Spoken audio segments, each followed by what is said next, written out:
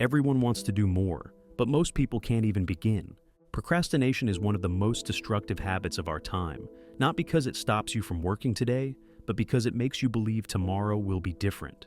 It won't. Because procrastination doesn't just steal your time, it rewires your brain to avoid everything that makes you grow. And most people don't even realize it's happening. You don't postpone things because you're incapable. You postpone them because your brain has learned that avoidance feels good, temporarily. You tell yourself, I'll start when I feel ready. I'll do it once I'm more motivated. But readiness is an illusion. Motivation is inconsistent, and the more you wait, the heavier it becomes. Procrastination isn't just about poor time management. It's an emotional response. You avoid what feels overwhelming, uncertain, or uncomfortable. And every time you do, you reinforce the idea that you can't handle it. The longer you wait, the more powerless you feel. The solution isn't to wait for clarity. It's to build tolerance for discomfort. Let's address the obvious enemy, your phone. It's the perfect tool for procrastination, endless novelty, no effort, instant dopamine. Every notification, scroll, and swipe keeps your brain in a constant loop of stimulation without achievement. It makes you busy, but not productive. You sit down to work, and 5 minutes later, you're deep into a feed, not even sure how you got there. The worst part, you're not even enjoying it. You're escaping. If you don't create boundaries with your phone, your attention will never belong to you again. Try this. Before you start anything important, put it in another room. Yes, physically out of reach.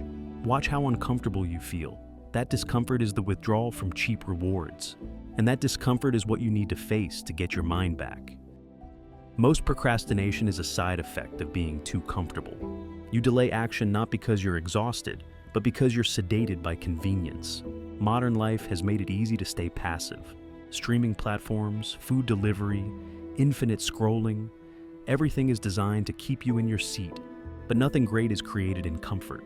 Growth is uncomfortable. Learning is uncomfortable. The process of doing anything meaningful requires friction, uncertainty, and often boredom. If you've trained your brain to avoid all three, it will panic every time something serious is asked of you. You'll open your laptop and check your email instead. You'll set your alarm and hit snooze, because that little bit of tension in your chest signals, maybe I'm not ready, but you are. You're just addicted to ease. And to break that addiction, you have to stop seeking feeling good now and start focusing on becoming someone you'll respect later. Waiting to feel inspired is a trap. Inspiration is unreliable. Discipline is dependable. And discipline isn't about being strict. It's about being structured. It's the decision to act whether you feel like it or not. And you build it by removing friction, not by forcing willpower. Make the decision the night before. Prepare the space. Break the task down. Create an environment that makes action automatic. If you rely on your emotions to guide your day, your emotions will always win.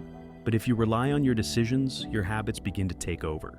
Eventually, discipline stops feeling like a burden. It becomes who you are. Another reason people procrastinate, their goals aren't realistic. You say, I'll write a chapter. I'll run 10 kilometers. I'll study for 5 hours. And then, you don't. Because those goals are too large for a distracted brain. Your subconscious sees them and says, that sounds painful. So you delay. You don't need bigger goals, you need clearer, smaller ones. Make the first step so easy it's laughable. Write 1 sentence, do 5 push-ups, study for 10 minutes.